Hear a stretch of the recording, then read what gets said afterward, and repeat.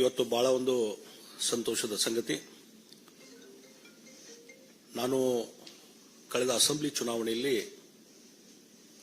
ಭಾರತೀಯ ಜನತಾ ಪಾರ್ಟಿಯನ್ನ ರಾಜೀನಾಮೆ ಕೊಟ್ಟು ಕಾಂಗ್ರೆಸ್ ಪಾರ್ಟಿ ಜಾಯಿನ್ ಆದಂತಹ ಸಂದರ್ಭದಲ್ಲಿ ಅಲ್ಲಿಂದ ಇಲ್ಲಿವರೆಗೆ ಕಳೆದ 8-9 ತಿಂಗಳಿಂದ ಕರ್ನಾಟಕದ ರಾಜ್ಯದ ಭಾರತೀಯ ಜನತಾ ಪಾರ್ಟಿ ಕಾರ್ಯಕರ್ತರಿರಬಹುದು, ರಾಜ್ಯದಲ್ಲಿರುವಂತಹ ಶಾಸಕರು, ಮಾಜಿ ಶಾಸಕರು ಮತ್ತು ಇನ್ನಿತರ ಮುಖಂಡರು ಮತ್ತು ನಮ್ಮ ರಾಜ್ಯದ ನಾಯಕರುಗಳು ಎಲ್ಲರ ಒಂದು ಅಪೇಕ್ಷೆ ಇತ್ತು, ಭಾರತೀಯ ಜನತಾ ಪಾರ್ಟಿಗೆ ನೀವು ಮರಳಿ ಬರಬೇಕು ಅನ್ನುವಂಥದ್ದು. ಮತ್ತು ರಾಷ್ಟ್ರೀಯ ನಾಯಕರು ಸಹಿತ ಇವತ್ತು ಬರಬೇಕನ್ನುವಂಥ ಒಂದು ಆಶೆಗಳನ್ನು ವ್ಯಕ್ತಪಡಿಸಿದಾಗ ಇವತ್ತು ಬೆಳಿಗ್ಗೆ ಮಾನ್ಯ ನಮ್ಮ ಗೃಹ ಸಚಿವರು ಮತ್ತು ಭಾರತೀಯ ಜನತಾ ಪಾರ್ಟಿಯ ಹಿರಿಯ ನಾಯಕರು, ಹಿಂದಿನ ಅಧ್ಯಕ್ಷ ಅಂತ ಅಮಿತ್ ಶಾ ಅವ್ರನ್ನ ನಾವು ಇವತ್ತು ಬೆಳಿಗ್ಗೆ ಭೇಟಿಯಾಗಿದ್ವಿ. ಬಹಳ ಒಂದು ಅತ್ಯಂತ ಗೌರವದಿಂದ, ಒಂದು ಹೆಚ್ಚಿನ ರೀತಿಯಾದ ಪ್ರೀತಿ ವಿಶ್ವಾಸದಿಂದ ಅವರು ನಮ್ಮನ್ನು ಬರಮಾಡಿಕೊಂಡ್ರು. ಮತ್ತು ಅದೇ ರೀತಿ ಈಗ ನಮ್ಮ ರಾಷ್ಟ್ರೀಯ ಅಧ್ಯಕ್ಷ ಅಂತ ನಡ್ಡಾಜಿಯವರನ್ನು ಈಗ ಭೇಟಿ ಆಗ್ತೇವೆ. ಮತ್ತು ಈಗಾಗಲೇ ನಾನು ಭಾರತೀಯ ಜನತಾ ಪಾರ್ಟಿಗೆ ಮತ್ತೆ ಪುನರ್ ಇವತ್ತು ಇಲ್ಲಿ ಸೇರ್ಪಡೆ ಆಗ್ತಾ ಇರುವುದು ನನಗೆ ಒಂದು ಸಂತೋಷದ ಸಂಗತಿ. ಮತ್ತು ಬಹಳ ಮುಖ್ಯವಾಗಿ ನಾನೇನು ವಿಧಾನ ಪರಿಷತ್ತಿನ ಸದಸ್ಯನಾಗಿ ಕೆಲಸ ಮಾಡ್ತಾ ಇದ್ದೇನೆ, ಅದು ಕಾಂಗ್ರೆಸ್ ಪಕ್ಷದ ವಿಧಾನ ಪರಿಷತ್ತಿನ ಸದಸ್ಯನಾಗಿ ಕೆಲಸ ಮಾಡ್ತಾ ಇದ್ದೇನೆ. ಆ ಹಿನ್ನೆಲೆಯಲ್ಲಿ ಕರ್ನಾಟಕದ ವಿಧಾನ ಪರಿಷತ್ತಿನ ಸಭಾಪತಿಗಳಂತ ಮಾನ್ಯ ಬಸವರಾಜ ಹೊರಟ್ಟಿ ಅವರಿಗೂ ನಾನು ಫೋನ್ನಲ್ಲಿ ಮಾತಾಡಿದ್ದೇನೆ. ಮತ್ತು ಈಗಾಗಲೇ ಇಮೇಲ್ ಮುಖಾಂತರ ಸದಸ್ಯತ್ವಕ್ಕೆ ನಾನು ಈಗಾಗಲೇ ರಾಜೀನಾಮೆಯನ್ನು ಕೊಟ್ಟಿದ್ದೇನೆ ಮತ್ತು ಆ ರಾಜೀನಾಮೆ ಎಕ್ಸೆಪ್ಟ್ ಮಾಡಬೇಕಂತೇಳಿ ನಾನು ಮಾನ್ಯ ಸಭಾಪತಿ ಹೊರಟ್ಟಿ ಅವರನ್ನ ವಿನಂತಿ ಮಾಡಿಕೊಂಡಿದ್ದೇನೆ. ಅದೇ ರೀತಿ ಕರ್ನಾಟಕದ ರಾಷ್ಟ್ರೀಯ ಕಾಂಗ್ರೆಸ್ ಪಾರ್ಟಿಯ ಅಧ್ಯಕ್ಷರಂತ ಡಿ.ಕೆ. ಶಿವಕುಮಾರ್ ಅವರಿಗೂ ಸಹಿತ ಕಾಂಗ್ರೆಸ್ ಪಕ್ಷದ ಪ್ರಾಥಮಿಕ ಸದಸ್ಯತ್ವಕ್ಕೆ ರಾಜೀನಾಮೆ ಕೊಟ್ಟಿದ್ದನ್ನು ಇಮೇಲ್ ಮೇಲೆ ಅವ್ರಿಗೆ ಕಳಿಸಿದ್ದೇನೆ ಮತ್ತು ಅಲ್ಲಿ ಸ್ವತಃ ಕಳಿಸುವಂತ ವ್ಯವಸ್ಥೆ ನಾನು ಮಾಡ್ತಾ ಇದ್ದೇನೆ. ಆ ಹಿನ್ನೆಲೆಯಲ್ಲಿ ಇವತ್ತು ಭಾರತೀಯ ಜನತಾ ಪಾರ್ಟಿ ನಾನು ಸೇರ್ಪಡೆ ಆಗ್ತಾ ಇದ್ದೇನೆ. ಬಹಳ ಮುಖ್ಯವಾಗಿ ಇವತ್ತು ದೇಶದ ಮುಂದೆ ಇರುವಂತಹದ್ದು, ದೇಶವನ್ನು ಒಗ್ಗೂಡಿಸುವಂಥದ್ದು, ದೇಶದ ರಕ್ಷಣೆ ಮತ್ತು ದೇಶದ ಹಿತರಕ್ಷಣೆ.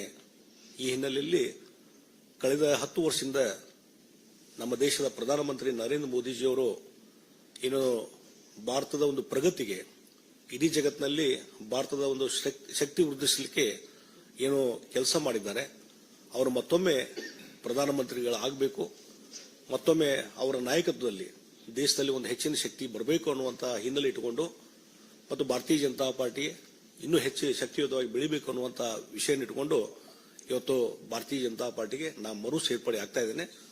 ಹೀಗಾಗಿ ಇದರಿಂದ ಬಹಳ ಒಂದು ದೊಡ್ಡದಂತಹ ಸಂಖ್ಯೆಯಲ್ಲಿ ಇವತ್ತು ಕಾರ್ಯಕರ್ತರ ಒಂದು ಏನು ಪಡೆ ಇದೆ, ಅವರೆಲ್ಲರ ಒಂದು ಇಚ್ಛೆ, ಆ ಹಿನ್ನೆಲೆಯಲ್ಲಿ ಇವತ್ತು ಸೇರ್ಪಡೆ ಆಗುವಂತ ಕೆಲಸವನ್ನು ನಾನು ಮಾಡ್ತಾ ಇದ್ದೇನೆ ಮತ್ತು ಪಕ್ಷಕ್ಕೆ ನಿಷ್ಠವಾಗಿ ಕೆಲಸವನ್ನು ಮುಂದುವರಿಸ್ತೀನಿ ಅನ್ನುವಂಥ ಮಾತನ್ನ ಈ ಸಂದರ್ಭದಲ್ಲಿ ನಾನು ಹೇಳಬಯಸ್ತಾ ಇದ್ದೇನೆ. ಮತ್ತು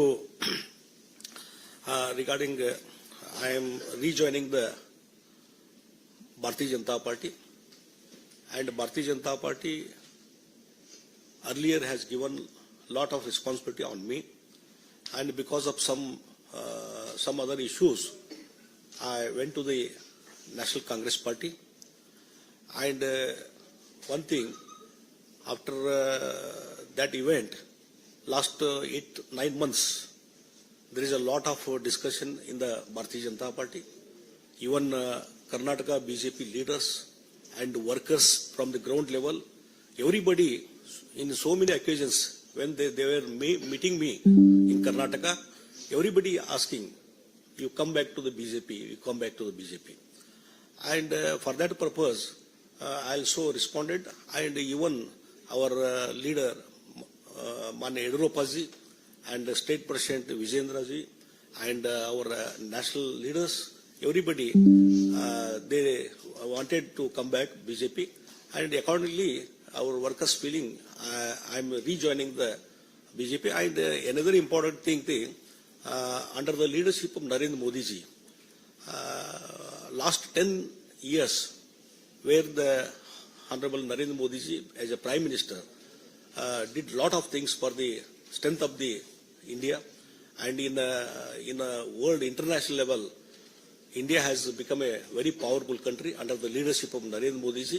So, with the belief of the Narendra Modi ji leadership, I am to strengthen, and Narendra Modi ji has to again become the Prime Minister of this India to strengthen the India. For that purpose, with that belief, I am rejoining the Bharatiya Janata Party. ಒಂದು ವಿಚಾರವನ್ನು ಈಗ ನಾನು ಹಿಂದೆ ಕಾಂಗ್ರೆಸ್ ಪಾರ್ಟಿಗೆ join ಆದಂಥ ಸಂದರ್ಭದಲ್ಲಿ ಅವರು ಸಹಿತ ಬಹಳ ಒಳ್ಳೆ ರೀತಿಯಿಂದ ಇವತ್ತು ನನಗೊಂದು ಗೌರವ ಸ್ಥಾನಮಾನ ಕೊಟ್ಟು ಅವರು ಒಳ್ಳೆ ರೀತಿಯಿಂದ ನಡ್ಕೊಂಡಿದ್ದಾರೆ. ಅದಕ್ಕಾಗಿ ರಾಜ್ಯದ ಕಾಂಗ್ರೆಸ್ ಪಾರ್ಟಿ ಅಧ್ಯಕ್ಷ DK ಶಿವಕುಮಾರ್ ಆಗಲಿ ಮತ್ತು ಮುಖ್ಯಮಂತ್ರಿ ಸಿದ್ದರಾಮಯ್ಯ ಅವರಿಗೂ ನಾನು ಧನ್ಯವಾದಗಳನ್ನು ಹೇಳ್ತೀನಿ. ಆ ಹಿನ್ನೆಲೆಯಲ್ಲಿ ಅವರು ಇಲ್ಲಿಯವರೆಗೆ ಸಹಕಾರ ಕೊಟ್ಟಿದ್ದಕ್ಕೂ ನಾನು ಧನ್ಯವಾದಗಳನ್ನು ಹೇಳ್ತಾ ಇದ್ದೀನಿ.